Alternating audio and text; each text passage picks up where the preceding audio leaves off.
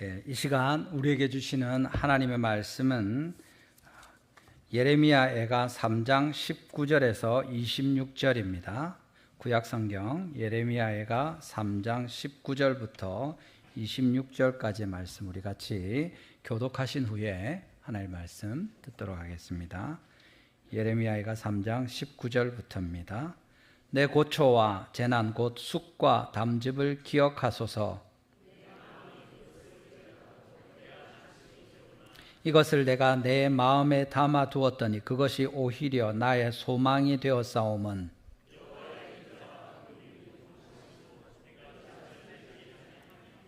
이것들이 아침마다 새로우니 주의 성실하심이 크시도소이다.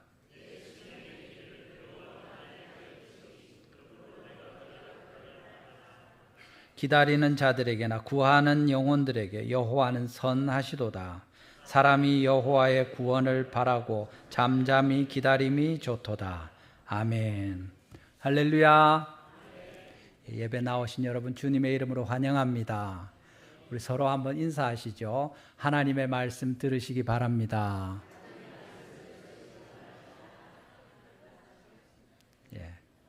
우리 같이 예배할 수 있으니까 너무 감사하죠. 이 무더위 가운데 하나님께서 또 지내게 하시고 8월 또 마지막 주일 우리가 같이 하나님 예배합니다.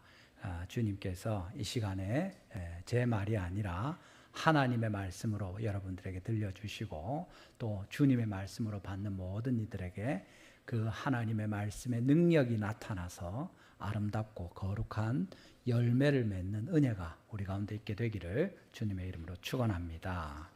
우리 오늘 보시는 제목 뭡니까? 가장 깊은 절망 속의 성도에게. 나는 별로 그렇게 절망 안 하는데 그 가장 깊은 절망 정도 막 이렇게 있지 않은데 이렇게 생각하실 수 있을지 모르겠습니다.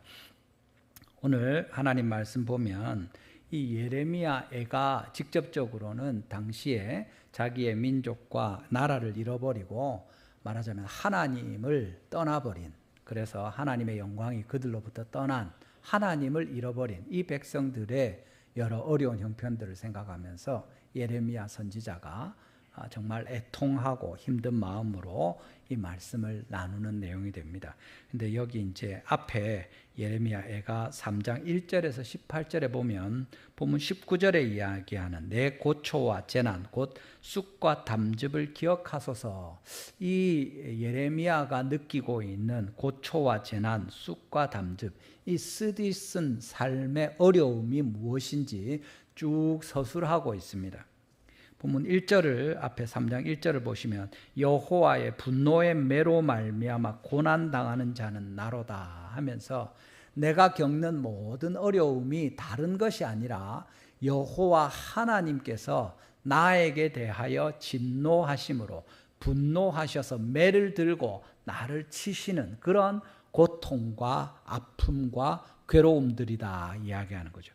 그 내용을 보시면 쭉 나오는 내용 중에 주님께서 친히 정말 어둠 안에 걸어가게 하시고 빛 안에 걸어가지 못하게 하신 것, 또 3절에도 보면 주님께서 나를 종일토록 손을 들어서 자주 때리고 치신 것에 대해서 이야기합니다. 4절에도 나의 살과 가죽을 쇠하게 하시고 내 뼈들을 꺾으셨다 그렇게 이야기합니다.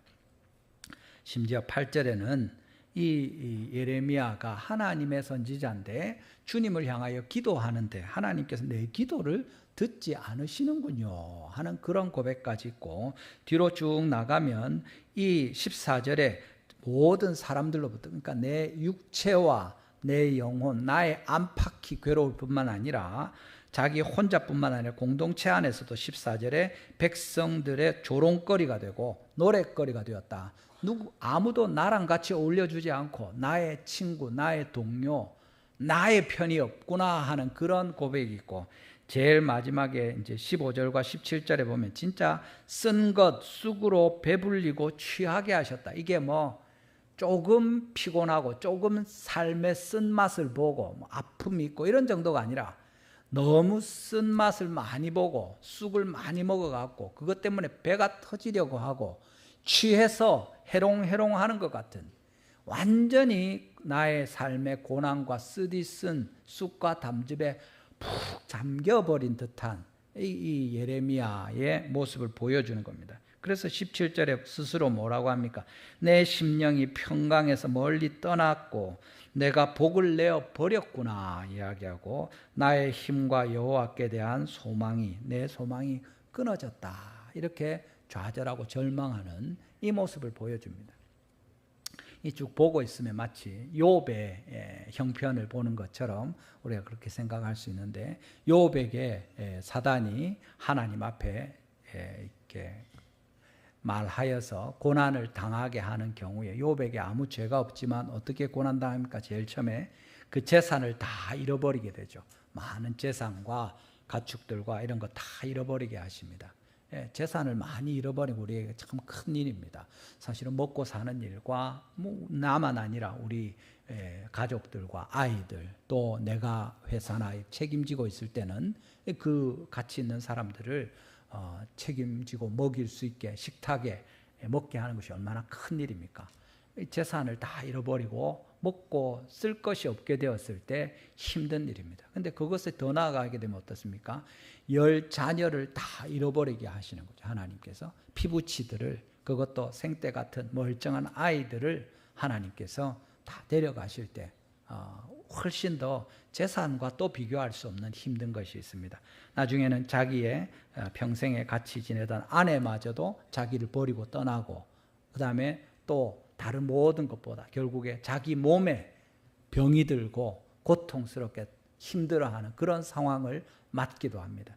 그런데 그것보다 더 제일 힘들고 욥에게 괴로운 것이 무엇이냐 하면 욥기 전체를 통해서 하나님께서 나의 마음을 몰라주시는 겁니다.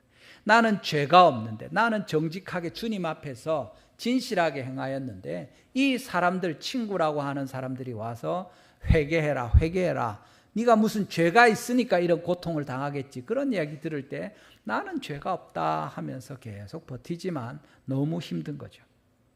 마지막에 욥이 하나님께 위로를 제 가운데서 하나님의 위로를 받으면서 다른 모든 것이 아니라 여전히 제 가운데 있고 상황이 바뀐 게 없지만 하나님이 나를 위로해 주실 때 우리가 큰 위로를 받게 되고 힘을 얻는 것입니다. 특별히 그리스도인들에게 있어서 다른 모든 것보다 제일 중요하고 귀한 것이 하나님과의 올바른 관계가 될 텐데 그것이 깨지고 비틀려지고 점점 멀어지게 되면 그 마음에 힘든 것은 말할 수 없을 것입니다.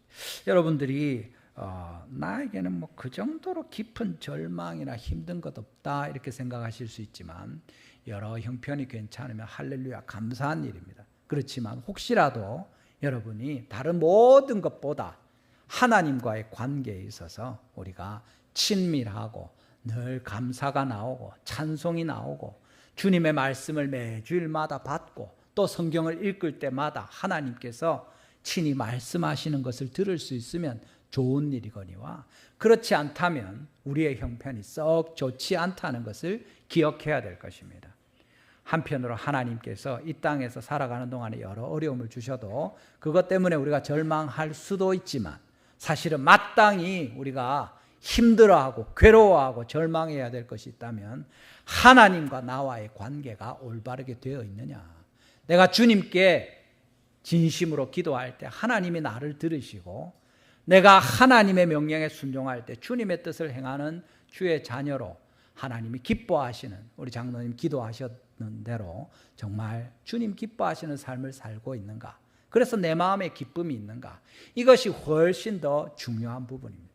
우리가 먹고 사는 일과 다른 모든 사람들과의 관계와 삶의 여러 일들이 있을지라도 가장 깊은 절망 속에 빠질 수 있다는 사실입니다.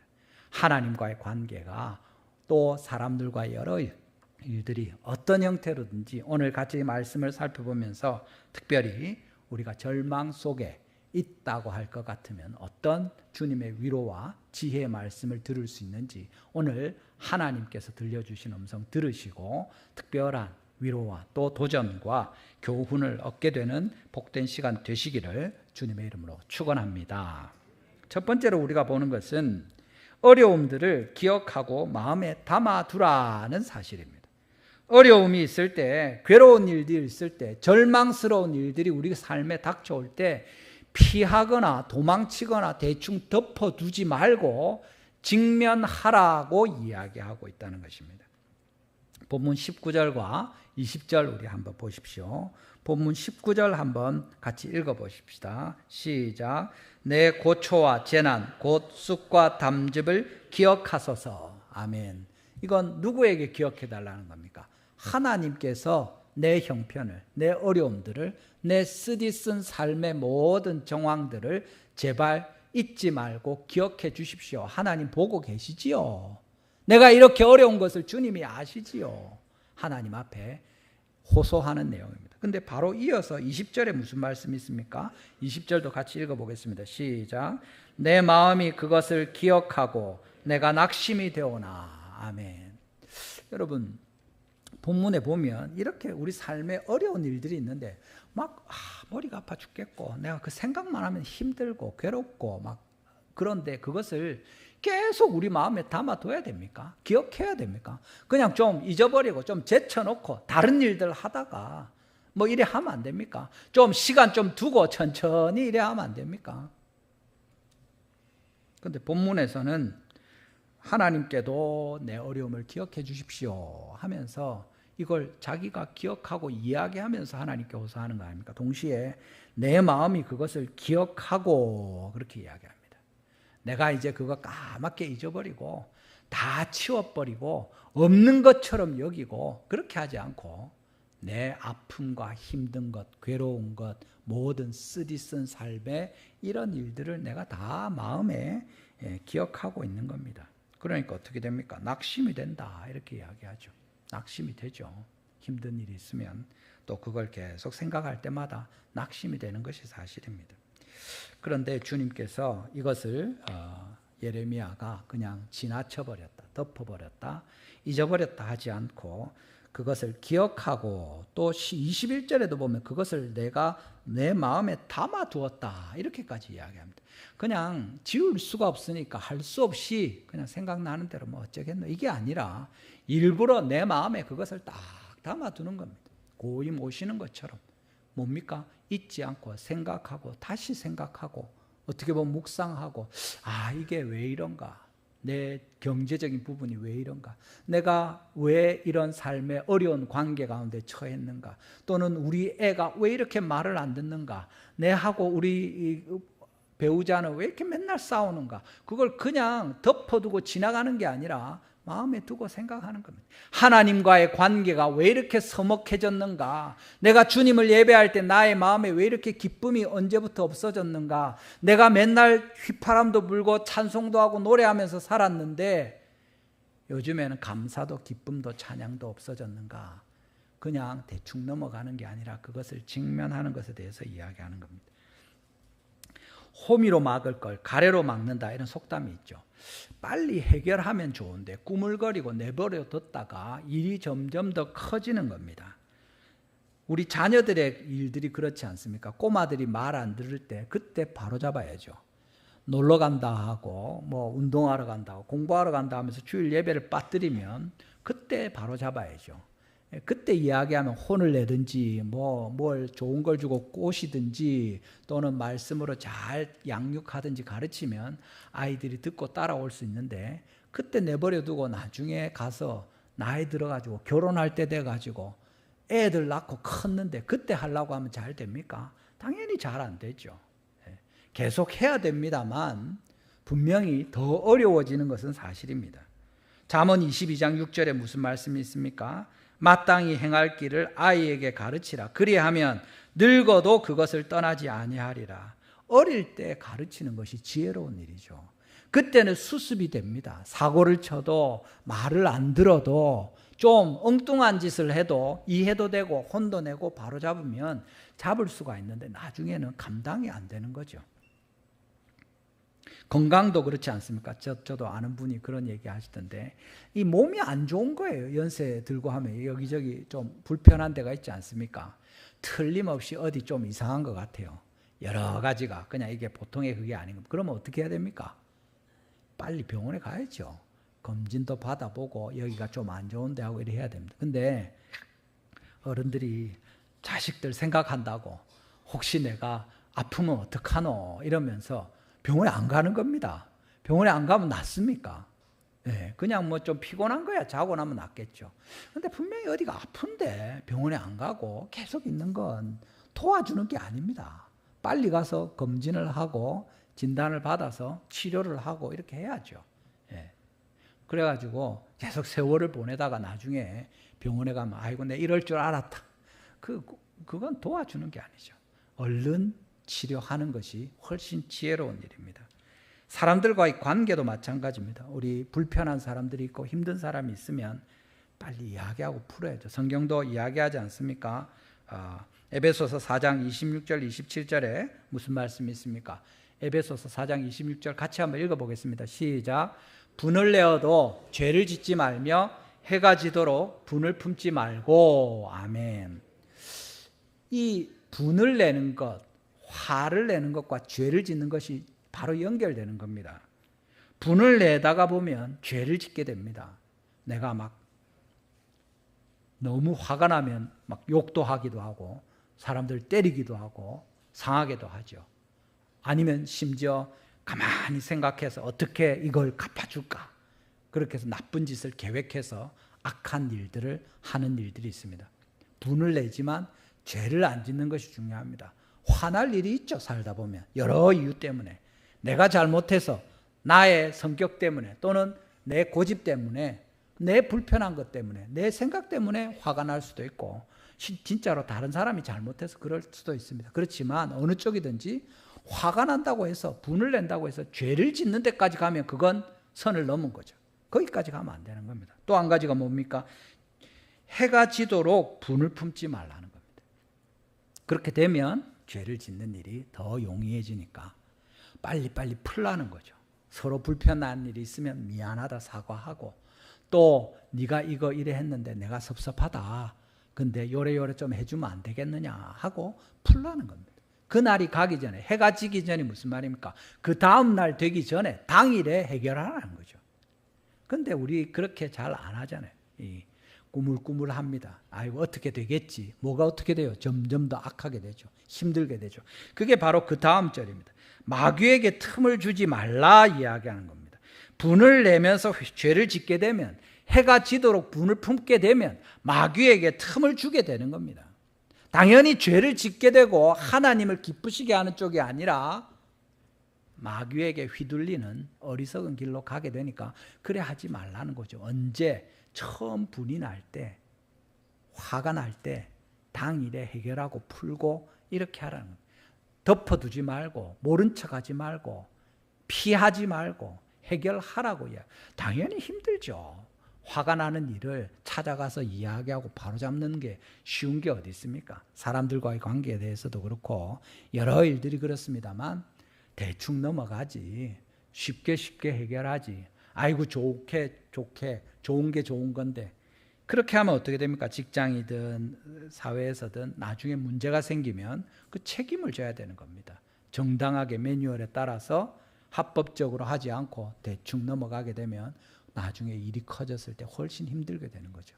사람들과의 관계도 마찬가지입니다. 부부가 싸우면 싸우기 전에 그날 가기 전에 화해해야 되는 거죠. 풀고 넘어가야 되는 겁니다. 관계들 가운데 사실은 먼 사람보다 가까운 사람들이 더 중요한데 제일 가깝고 중요한 분이 누굽니까? 하나님이시죠. 이사야 55장 5절 6절 말씀입니다. 이사야 55장 5절 6절 7절인데 이사야 55장 6절 우리 같이 한번 읽어보겠습니다. 같이 읽습니다. 시작. 너희는 여호와를 만날 만한 때에 찾으라. 가까이 계실 때에 그를 부르라. 아멘. 여러분 하나님이 멀어지기 전에 찾으시기를 바랍니다. 여러분 가까이 계실 때 하나님께 기도하고 응답받고 이렇게 하는 게 좋습니다. 점점 더 하나님께 나아가지 않으면 점점 더 멀어지게 됩니다. 하나님께서 멀어지기 시작하면 하나님은 그 자리에 계시고 우리를 아끼시고 우리에게 가까이 오려고 하시지만 늘 주님 문 열어놓고 우리를 기다리시지만 우리는 우리 편한 대로 모든 것을 가지고 저 멀리 가서 허랑방탕하게 살다가 죽을 지경에 직면하게 되는 겁니다. 하나님께서 말씀하십니다.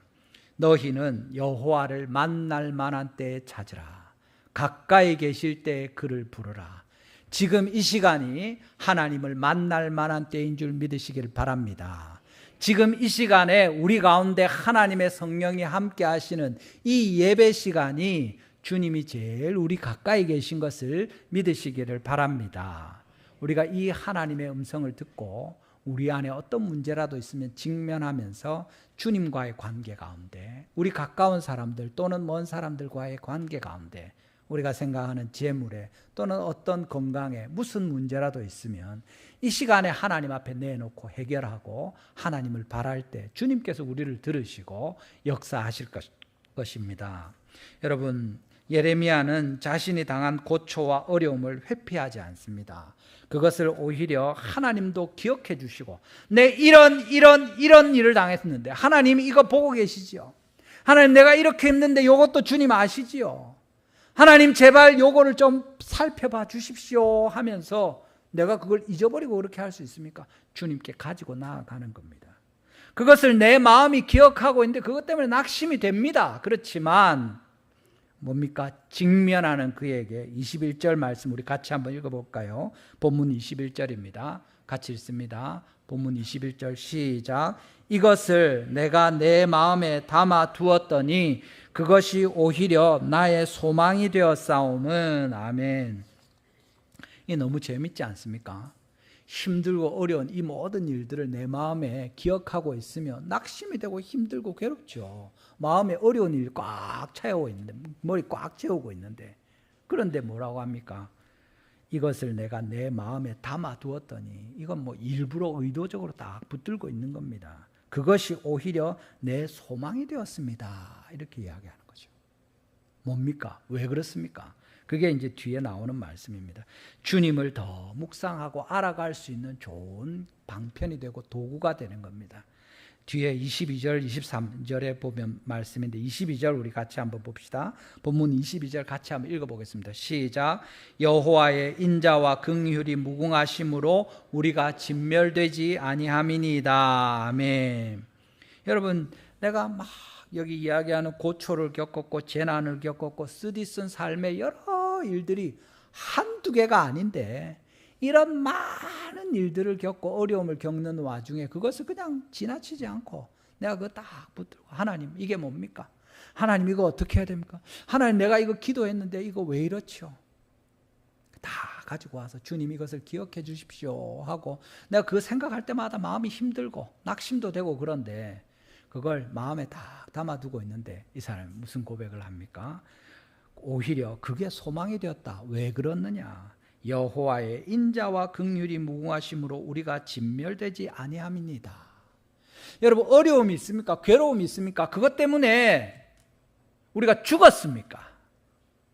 우리가 완전히 망해버렸습니까? 우리가 더 이상 회복할 수 없는 그냥 끝까지 가버렸습니까? 아니라는 거죠.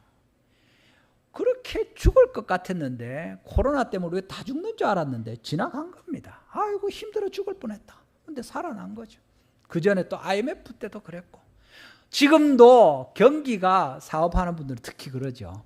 야, 지금이 최악이다. 코로나 때보다 더 안 좋다. 그래서 우리가 그것 때문에 굶어 죽는 사람이 있습니까? 그런 형편에 처한 사람도 있습니다. 그분들은 이것 때문에 너무 힘들다 할 수 있지만, 사실은 하나님이 없으면 그것 때문에 절망하고 앞에 이야기한 것처럼 내 마음이 그것을 기억하고 내가 낙심이 되고 그래서 끝나버렸습니다. 그렇게 할 수 있는데, 지금 여기 이야기하는 하나님의 백성들, 성도 예레미야는 뭐라고 합니까? 그것을 마음에 담아두니까 오히려 내게 소망이 되었는데, 왜냐하면 여호와의 인자와 긍휼이 무궁하심으로 우리가 진멸되지 않았다. 아직 살아있다. 내가 하나님께 지금도 기도할 수 있다. 주님이 나를 돌아보시는 것을, 아까 앞서서 뭐라고 했습니까? 내 소망이, 나의 힘이 끊어졌다 이랬는데 여전히 주님 앞에 나와서 하나님 제발 이걸 기억해 주십시오 하고 붙들 수 있는 주님이 있고, 내 믿음이 아직 바닥이 아닌 겁니다. 할렐루야. 여러분, 여호와의 인자와 긍휼이 무궁하심 때문에 우리가 진멸되지 않은 겁니다. 우리의 삶을 생각해 보면 여러분 우리가 예수님을 믿고 다 알지 않습니까? 지난주에도 보고 우리 계속 우리가 옛 계명으로 살 수 없는 사람들입니다. 전적으로 타락한 사람들이고 우리의 죄를 이루 말할 수가 없습니다. 어제 지은 죄를 우리가 다 기록한다면 하나님 앞에서 그 죄가 얼마나 되겠습니까? 그러면 어젯밤에 하나님이 우리를 죽이시고 오늘 아침에 우리가 못 일어나고 시체로 널브러져 있어도 우리 아무 할 말이 없습니다. 이 세상의 죄와 악이 얼마나 큽니까? 하나님께서 어젯밤에 온 세상에 전쟁이 나게 하시고 핵폭탄이 터지게 하시고 우리를 멸망시키려는 지금 뭐 종말의 영화들이 많이 나오잖아요. 그 영화의 한 장면처럼 그냥 망가져 버려서 오늘 아침에 해가 제대로 안 뜨면 우리 다 죽고 끝나는 것 아닙니까? 그런데 여전히 하나님께서 해가 뜨게 하시고 우리가 잠자리에서 일어나게 하시고 심지어 하나님을 예배하는 자리로 나올 수 있게 하시니까 그 모든 어려움과 힘든 일이 있지만 여호와의 자비와 긍휼이 무궁하신 것 때문에 우리가 망하지 않았습니다. 하나님 감사합니다 고백하는 거죠. 이것이 우리가 잘나서 그런 것이 아닙니다. 내가 끈기가 있으니까 내가 어떤 내적인 좀 파워가 있어가지고 좀 버틸 수 있고 다른 사람들은 다 나가 자빠 떨어지지라도 나는 끝까지 버티고 아주 성실하고 내가 그래도 지금까지 살아왔던 날들이 괜찮아가지고 사람들이 나를 도와주기도 하고 또 온 우주의 기운이 나를 이렇게 지지해가지고 그나마 버티고 있다 그렇습니까? 그게 아니고 하나님의 인자하심과 긍휼하심이 끝이 없기 때문에 무궁하시기 때문에 그렇다고 이야기하시는 겁니다. 그 다음 절에도 말씀하시는 것이 같은 내용이죠. 뭡니까? 이것들이 아침마다 새로우니 주의 성실하심이 크시도소이다. 하나님의 인자와 긍휼이 우리를 향하시는 것이 그냥 뭐 어쩌다가 한번 베풀어 주시고 그런 것이 아니라 계속해서 그 일들이 있는데 아침마다 말한 것처럼 어젯밤에도 오늘 아침에도 하나님이 우리를 또 참으시고 불쌍히 여기시고 우리를 은혜롭게 보셔서 예배할 수 있게 하시는 겁니다. 우리 예배 가운데 저 하나만 또는 우리 반주자나 지휘자 선생님이나 또 기도하시는 분이나 예배 담당하는 사람 중에 몇 사람이라도 하나님께서 어젯밤에 데려가시면 어수선할 겁니다. 그런데 우리를 다 하나님께서 이날에 예배하는 자리로 불러주시지 않습니까?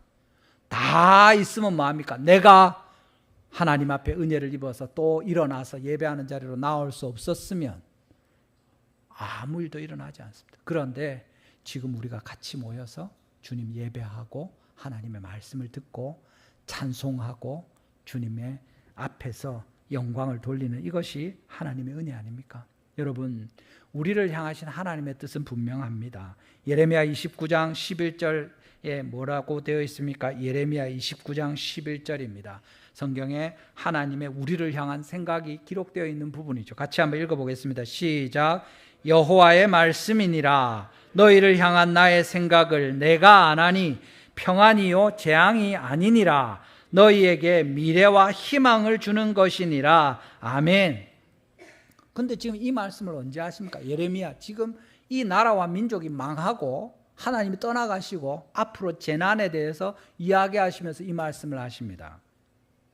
하나님께서 우리에게 평안을 주시려고 하고 재앙을 주시지 않기를 원한다고 하시면서 미래와 희망을 주려고 하신다면서 왜 이렇게 어렵게 하시고 절망 가운데 빠지게 하십니까? 바로 그 다음 두 절의 말씀이죠. 뭐라고 되어 있습니까? 예레미야 29장 12절 13절입니다. 같이 또 읽어보겠습니다. 시작.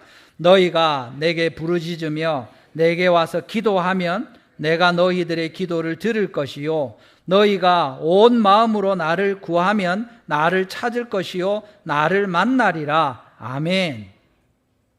하나님께서 우리에게 좋은 생각을 가지고 계십니다. 여러분이 복을 받기를 원하고 평안하기를 원하고 재앙을 당하지 않기를 원하십니다.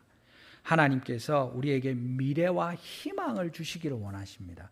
그런데 왜 우리는 이렇게 어렵고 힘들고 괴롭습니까? 하나님께서 너희가 내게 부르짖어라 이야기하시는 거죠. 내게 와서 기도해라. 그러면 내가 너희 기도 듣고 내가 원하는 대로 너희를 회복시켜주고 온전하게 하고 너희가 나를 만날 것이고 나를 찾을 것이다. 온 마음으로 제발 나에게 나와라. 이렇게 이야기하시는 거죠. 로마서 6장 23절에 무슨 말씀이 있습니까? 죄의 삭은 사망이요. 이 말씀이 그 유명한 구절이 로마서 6장 23절에 있습니다. 죄의 삭은 사망이요. 죄를 지으면 죽는다. 다 죽는다. 그걸로 끝나지 않고 하나님 뭐라고 하십니까? 하나님의 은사는 그리스도 예수 우리 주 안에 있는 영생이니라. 죄의 삭은 사망이요 하고 끝내버리지 않으시고 옛 계명 대신에 새 계명을 주시는 것처럼 새 언약을 주시는 것처럼 그리스도 예수 안에 있는 하나님의 은사 영원한 생명에 대해서 우리에게 주님이 말씀해 주시는 것입니다. 하나님께서 오늘도 우리를 불쌍히 여기시고 진멸되지 않게 하시고 눈을 뜨게 하시고 해를 보게 하시고 주님께 나아오게 하시며 또 한 주를 살아가게 하시는 것이 하나님의 은혜임을 믿으시길 바랍니다. 우리 삶에 어떤 고통과 어려움과 힘든 것들이 있어도 그것 때문에 진짜 신자로서 하나님 앞에 신실하게 살다가 하나님이 우리를 데려가시면 할렐루야, 주님이 이제 되었다, 내게로 와라 하시는 사인이죠. 주님께 가면 됩니다. 근데 아직도 우리 살면서 여러 어려움과 힘든 일이 있어서 너무 괴로운데 하나님이 계신가? 기도를 왜 안 들으시노? 하면서 이렇게 있을 때 그걸 우리 마음에 품고 있으면 적어도 성도들이라면 하나님께서 이것을 생각하게 하시는 거죠. 여호와의 인자와 긍휼이 무궁하심으로 우리가 진멸되지 않으니까. 야, 이런 난리를 치는 상황 가운데 좌절하고 절망하고 벌써 죽어버렸어야 될 것 같은데 이래 아파서 죽겠고 힘들어서 죽겠고 돈이 없어서 죽겠는데 안 죽고 계속 죽겠다 하면서 살아가는 거죠. 믿지 않는 사람들은 그럴지 모르지만 우리는 그 죽겠는 힘든 상황들을 마음에 묵상할 때 진짜 장난이 아니라 죽을 것 같은데 하나님이 또 살려주시는구나. 내가 잘나서 지혜가 있어서 아주 요령 있게 잘 피해서 이 모든 일들을 극복하는 것이 아니라 하나님이 진짜 나를 살려주시는구나. 그것을 깨닫게 되는 것에 대해서 말하는 것입니다. 여러분, 어려움이 있을 때 그것을 회피하지 않고 직면할 때 하나님께서 오히려 그 가운데 소망을 보게 하시는 겁니다. 내가 전에도 이런 일도 이겨냈지. 하나님이 그때도 지켜주셨는데 이번에 이 일도 또 하나님께서 지켜주시지 않겠나. 너무 힘들고 진짜 제일 절망스러운 과정이지만 심지어 하나님과의 관계가 틀어지고 괴로운 데 있지만 주님께서 또 이것도 넘어가게 하시지 않겠나. 그게 우리에게 소망이 되는 거죠. 여러분, 이것은 지금 다른 사람이 아니라 하나님의 백성들이 하는 얘기입니다. 하나님을 알지 못하는 자들에게는 해당이 없는 얘기입니다. 하나님께서 그들에게는 선을 행하지 않으시느냐? 그렇지 않고 똑같이 선인과 악인에게, 죄인들에게까지 의로운 사람뿐만 아니라 하나님께서 비와 햇빛을 비추시고 내리시지만 그들은 알지 못하는 겁니다. 이게 하나님의 일인지 뭔지 모르는 거죠. 우리는 그것을 알고 하나님께 소망을 두고 감사하면서 다시 주님을 더 깊이 알아가는, 오히려 이런 어려움 때문에 주님을 더 잘 알게 되는 자리로 나아가는 거죠. 이런 주님의 백성들로 하나님께서 우리에게 당하게 하시는 어떤 일이 있을지라도 회피하거나 피하지 않고 덮어두지 않고 직면하면서 오히려 우리 마음에 딱 담아둘 때 우리의 마음은 그것만으로 좌절하는 것이 아니라 한편으로 낙심할 수 있지만 우리에게 훨씬 큰 소망과 생명이 되는 예수님과 하나님이 계셔서 우리는 그 가운데 오히려 소망을 갖게 되는 것입니다. 우리 모든 성도님들, 하나님 알지 못하는 사람들이 상상할 수 없는 이 은혜와 자비와 긍휼의 하나님을 믿으시고 이 모든 어려움들 우리 마음에 담아둘 때 낙심하지요. 그렇지만 오히려 더 큰 소망을 가지고 살아갈 수 있는 힘을 얻게 되는 우리 모든 성도 되시기를 주님의 이름으로 축원합니다. 마지막으로 본문에서 보는 것은 그래서 어떻게 하라는 겁니까? 뒤에 나오는 말씀이죠. 24절에서 26절입니다. 우리 24절, 25절 같이 한번 읽어볼까요? 본문 24절, 25절입니다. 시작. 내 심령에 이르기를 여호와는 나의 기업이시니 그러므로 내가 그를 바라리라 하도다. 기다리는 자들에게나 구하는 영혼들에게 여호와는 선하시도다. 아멘.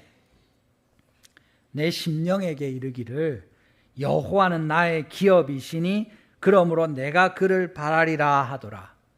여러분, 여호와 하나님께서 여러분의 몫인 것을 믿으시기를 바랍니다. 여호와 하나님께서 우리의 분기시고 우리가 주님의 것입니다. 하나님께서 우리의 소유인데 우리 이 땅에서 재물이 없는 것 때문에 괴로워할 이유가 있습니까? 이 땅에서 우리 건강이 좀 나빠진 것 때문에 힘들어할 이유가 있습니까? 하나님이 우리 몫인데 우리가 아직 집이 없고 돈이 없고 우리 형편이 여의치 않은 것 때문에 슬퍼할 이유가 있습니까? 여호와가 나의 분기시신데 어떤 괴로움과 절망이 있더라도 당장에 하나님과 소원한 심지어 그런 관계에 있더라도 분명한 주님의 약속, 이 새 언약을 우리가 붙들고 예수 그리스도 안에 있는 한 우리는 걱정할 필요가 없고 오히려 본문에 말하는 것처럼 여호와가 나의 기업이시니 그러므로 내가 그를 바라리라 하고 내 심령에 스스로 이룰 수 있는 것입니다. 내 영혼아 어찌하여 낭망하며 어찌하여 내 속에서 불안하여 하는고 너는 하나님을 바라라. 그 얼굴에 도우심을 인하여 내가 오히려 찬송하리로다. 하나님 앞에 우리의 고백이 되는 것입니다. 여러분, 여기 25절은 더 우리 앞서서 말씀한 것과 직접 연결되는데 이것이 성도에게 주시는 말씀입니다. 기다리는 자들에게, 구하는 영혼들에게 여호와는 선하시다 이야기하는 거죠. 하나님을 바라지 않는 자들에게도 하나님이 불쌍히 여기십니다. 그들에게도 먹을 것과 입을 것을 주십니다. 비도 내려주시고 교회 안 다니고 절에 다녀도 뭐 이상한 걸 우상을 향해서 빌고 있어도 다 굶어 죽고 그날 밤에 하나님 데려가시고 지옥으로 보내버리시고 그래 안 하시죠. 오래 참으십니다. 모든 사람이 진리를 알며 구원에 이르기를 원하십니다. 그렇지만 하나님의 선하심은 기다리는 자들에게, 구하는 영혼들에게 명백하게 나타나는 겁니다.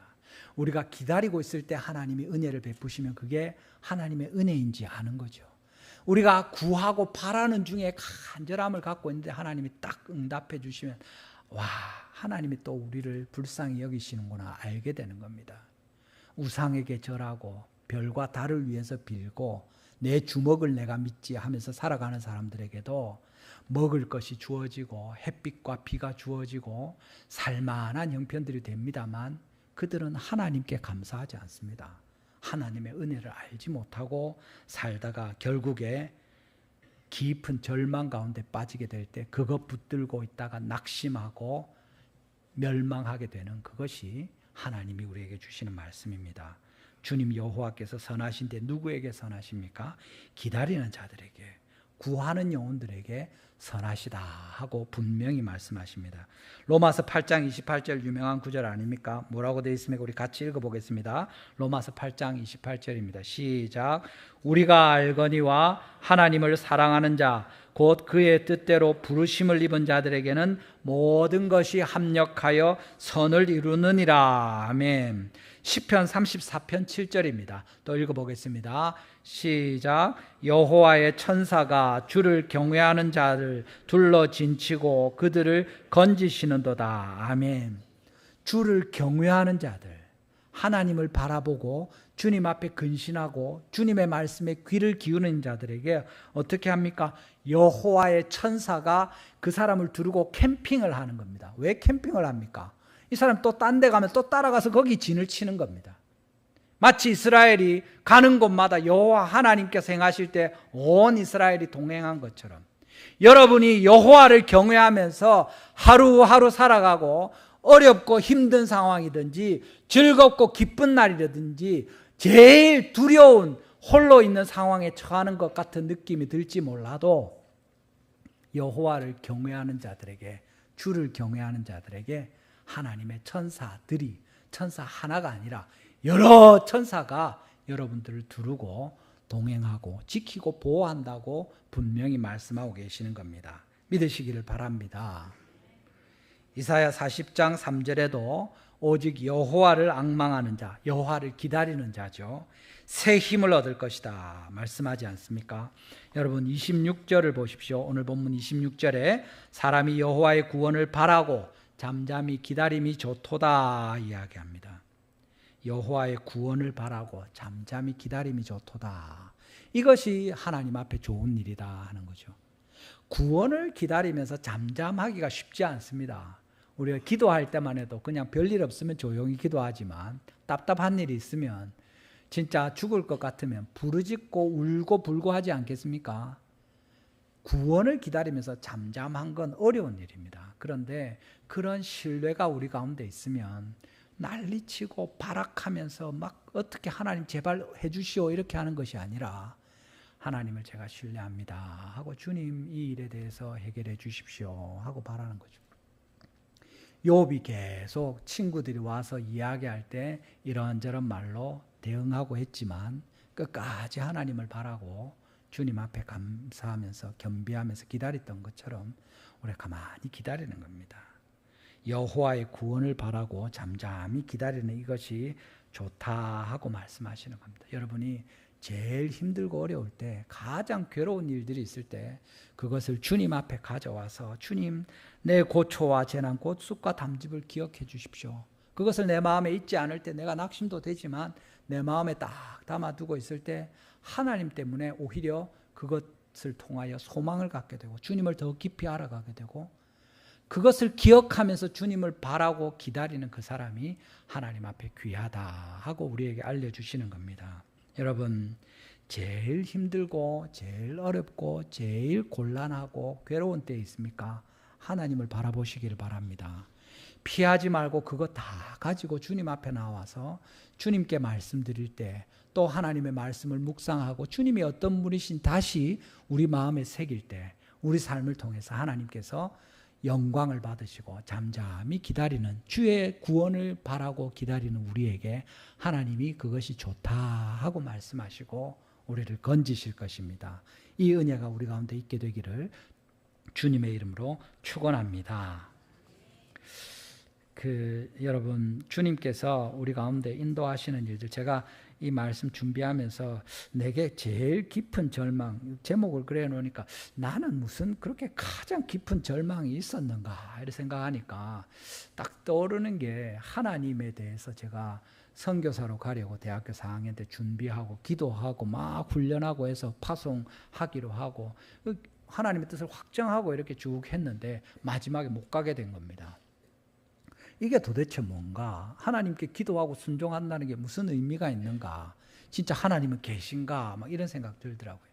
그랬는데 우리 옆에 있는 친구들이 같이 기도원에라도 가자 이래가지고 어울려서 가서 거기서 시간을 보내면서 하나님께서 응답해 주시는 걸 볼 때 그 시간이 이제 지났죠. 잘 지났습니다.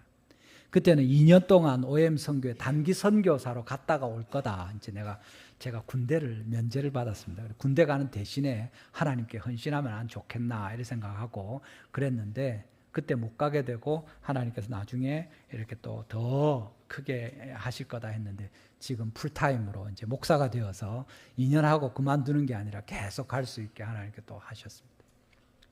전에 샌디에고에 미국에 있을 때 저희 집에 하나님께서 결혼한 지 8년 만에 기다리다 있었는데 아기를 주셨습니다. 큰애를 주셨는데 여자아이였는데 하나님이 태중에 있을 때부터 좀 상태가 안 좋다고 계속 이야기를 했는데 우리 기도하면서 기다리고 했는데 태어났습니다. 샌디에고에서. 근데 태어난 그날 하나님이 데려가셨습니다. 그러니까 이게 뭔가 이런 생각이 드는 거예요. 도대체 하나님께서 아이를 주셨으면 또 생명의 주인이시 주님 잘 기르게 하시면 좋은데 왜 이렇게 데려가시는가 하고 많이 힘들었습니다. 근데 같이 교회에서도 돌봐주고 또 같이 믿음을 가지고 신앙생활을 하면서 또 기도하면서 기다렸는데 2년 뒤에 하나님께서 또 아들을 주셨죠. 지금 이제 잘 자라고 있는 겁니다. 여러분, 우리가 때때로 이게 도대체 뭔가 내 삶에 왜 이런 일이 생기는가? 내가 뭘 그래 잘못했는가? 막 온갖 생각이 다 들고 좌절이 되고 낙심이 되는 일이 있지만 그걸 우리 마음에 품고 하나님께 가져와서 기다리고 기대하고 주님을 바랄 때 하나님께서 우리에게 당신을 알려주시고 또 가르쳐주시고 그런 과정을 통해서 오히려 우리가 주님께 더 가까이 나아가게 되는 겁니다. 여러분 곧 수능시험이 다가오지만 수능시험이 중요한 게 뭡니까? 변별력이죠. 이 아이들이 누가 공부를 열심히 하고 잘 했는지 또는 뭐 놀고 공부를 안 했는지 구별하는 겁니다. 쉬운 문제를 내면 어떻게 되겠습니까? 다 맞추는 거죠. 그러면 그거 시험 치는 의미가 없습니다. 너무 어려운 문제를 내면 어떻겠습니까? 제일 공부 많이 한 애가 유리하겠죠. 다 틀렸는데 지만 다 맞추는 겁니다. 야, 네가 제일 똑똑한데 다른 애들은 다 놀았나 이제 이래 되는 문제가 되지만 여러분 하나님께서 우리 삶에 어려움을 주시는 것은 그것을 통해서 우리가 얼마나 하나님께 가까이 나아가는가, 너의 형편이 어떤가 보여주시는 거죠. 사람이 감당할 만한 시험을 주신다고 했습니다. 피할 길을 내신다고 했습니다. 나만 당하는 것이 아니라 다른 사람이 다 겪는 일들을 우리가 겪는다고 했습니다. 하나님 앞에서 내가 정말 절망하고 힘들고 괴로워서 죽을 것 같은 그때에 주님의 말씀 들으시기를 바랍니다. 대충 덮고 넘어간다고 해결될 것이 아닙니다. 주님 앞에 그것을 붙들고 직면하고 기도하면서 하나님 앞에 해결하도록 주님을 알아가고 또 그렇게 주님을 더 알게 되고 주님을 바랄 때 하나님이 응답하실 것입니다. 우리 각 사람이, 우리 가정에, 우리 교회에 이런 하나님의 응답과 주님을 잠잠히 바라는 주의 백성들의 은혜가 있게 되기를 주님의 이름으로 축원합니다. 우리 오늘 말씀을 기억하시면서 한번 기도하면 좋겠습니다. 이 시간 잠잠히 묵상하시면서 하나님께 한번 기도하겠습니다. 하나님께서 우리에게 베푸신 우리 사는 동안의 어려움과 괴로움과 힘든 일이 있습니까? 그것이 재물의 일이든지 사람들과의 관계의 일이든지 또 우리 자녀나 건강의 일이든지 심지어 하나님과의 관계든지 가장 깊은 절망 같은 그런 형편에 혹시라도 여러분이 있다면 이 시간 그것을 마음에 담아두시기 바랍니다. 피하지 말고 주님 앞에 가지고 아뢰시기 바랍니다. 하나님께 말씀드리며 주님을 바랄 때 우리가 주님을 모르는 사람들이 아니지 않습니까? 여호와의 인자와 긍휼이 끝이 없으시다고 말씀하시고 그것이 날마다 새롭다고 이야기하시고 그렇게 성실하신 하나님이 우리를 진멸하지 않고 계신다고 말씀해 주시는 겁니다. 하나님의 우리를 향한 생각은 우리에게 재앙이 아니라 평안이고 미래와 희망을 주려는 생각입니다. 어려움이 있는 것은 우리가 기도하고 온 마음을 다해서 주님을 찾도록 하기 위해서 오직 하나님이 하시는 일입니다. 이 시간에 주님의 긍휼을 기대하면서 우리 자신에 대해서, 우리 가정에 대해서, 우리 교회와 또 심지어 이 나라에 대해서 하나님 앞에 기도하면서 주님 앞에 나아가면 좋겠습니다. 우리 잠시 묵상으로 함께 기도하도록 하겠습니다. 살아계신 주 하나님 감사합니다. 오늘도 복된 날 주시고 주의 말씀으로 교훈하실 때 정말 가장 깊은 절망 속